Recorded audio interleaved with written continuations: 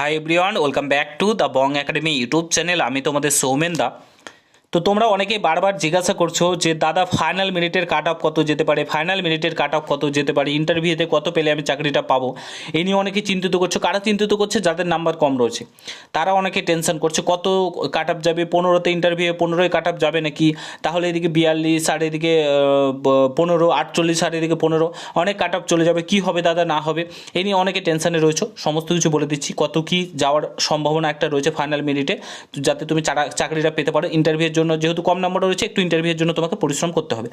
তো চাকরি পাওয়ার সুযোগটা অনেক রয়েছে। যারা পাস করেছো মোটামুটি সবাই কম বেশি চাকরিটা পেয়ে যাবে, ঠিক আছে। সবাই বলতে কি মাঠ পাস করার পর কথা বলছি, ঠিক আছে।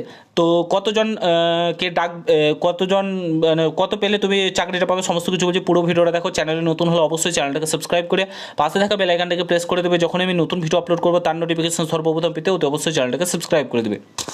এটা হচ্ছে তোমাদের যে রিটেন এক্সামের কাট অফ, ঠিক আছে। তোমাদের ইউআর এখানে গেছিলো 48.50, ইডাব্লিউএস গেছে 28, তারপরে তোমাদের এখানে যেটা গেছে এসটি গেছে 32, ওবিসি এ গেছে 41, ওবিসি বি গেছে 41.25, ঠিক আছে। এটা গেছে তোমাদের কাট অফ ছেলেদের ক্ষেত্রে।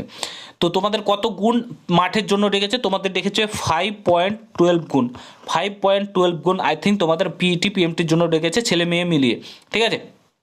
ছেলে মেয়ে মিলিয়ে মোটামুটি ছেলেদের মনে হয় 43,000 আর বাদ বাকি 13,000 মতন মেয়েদেরকে ডেকেছে, 17,000 মতন মেয়েদেরকে ডেকেছে, যতদূর আমি জানতে পারলাম। এরকমই হবে আই থিঙ্ক ডাটাটা। কিন্তু তোমাদের 5.12 গুণ কিন্তু ডেকেছে মাঠের জন্য। তো খুবই কম ডেকেছে, এরকম ডাকে না সম্ভবত। তোমাদের মোটামুটি 10-11 গুণ ডেকে থাকে মাঠে, প্রায় 1 লাখ 1.5 লাখ মতো ডেকে থাকে, কিন্তু এবার খুবই কম ডেকেছে, ঠিক আছে। তো মাঠে যেহেতু কম ডেকেছে, দেখো মাঠে যখন যাবে অনেক ছেলে মেয়ে এমন রয়েছে হাইটে হবে না, ঠিক আছে, তারা মাঠে যাবে না। অনেকে মাঠে বাদ যাবে, মাঠ যেহেতু সময় কম রয়েছে, অনেকটাই সময় কম রয়েছে, মাঠ কমপ্লিট করতে পারবে না। অনেকে দুমুনা হয়েছিল মাঠ পাস করতে পারবো কি পাস করতে পারবে না, মাঠে অনেকেই জানি। এখন মাঠে গিয়ে কেউ কিচ্ছু করতে পারবে না, যাদের অলরেডি মাঠ প্র্যাকটিস ছিল তারাই কোয়ালিফাই করতে পারবে। তো কত নম্বর পেলে তোমাদের, এগুলো অনেক কিছু ডিপেন্ড করে। কত নম্বর পেলে তোমরা ফাইনাল 15তে 15 পেতে হবে, তাহলে কি ফাইনাল মেরিট লিস্টে ইন্টারভিউ 15 পেতে হবে, তাহলে কি ফাইনাল মেরিট লিস্টে ডাক পাবে তোমরা, মানে চাকরিটা পাবে। তো বলে রাখি না, এবার তোমাদের কাট অফটা অনেকটাই কম যাবে, মানে ইন্টারভিউয়ের কাট অফটা বলছি, ইন্টারভিউয়ের নাম্বারটা কত পেলে।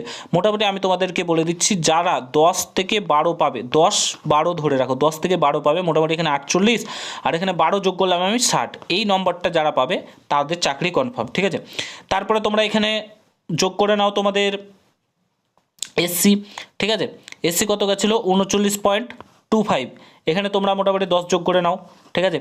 এটাও মোটামুটি 49 পয়েন্ট সামথিং হয়ে যাচ্ছে 25, এরকম 10-12 যোগ করে না। প্রত্যেকটাতেই আমি 10-12 কথা বলছি। ওই 10 থেকে 12-র মধ্যে ইন্টারভিউ ম্যাক্সিমাম ছেলে মেয়ে পেয়ে থাকে, 8-9 এরকম পেয়ে থাকে। তো 10 থেকে 12-র মধ্যে তোমাদের ইন্টারভিউয়ের নাম্বার পেয়ে থাকলে, তোমরা যদি ভালো করে ইন্টারভিউ দাও, তো 10 থেকে 12 যদি পেয়ে থাকো, তাহলে ফাইনাল মেরিট লিস্টে তোমার নাম চলে আসবে।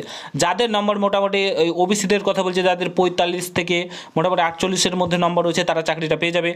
যাদের ইউআরের ক্ষেত্রে মোটামুটি 55 রয়েছে, তারা আরামসে চাকরিটা পেয়ে যাবে, ইন্টারভিউ অ্যাটেন্ড করলে চাকরিটা পেয়ে যাবে, ঠিক আছে। কিন্তু যারা কম নম্বর পেয়েছে তারা এটাও ভেবে না যে তোমরা পাবে না। ইন্টারভিউ ডিপেন্ড করছে তুমি কীভাবে ইন্টারভিউটা দেবে। ভালোভাবে, খুবই ভালোভাবে দিতে পারলে তোমাকে মোটামুটি নম্বর দেবে, ঠিক আছে।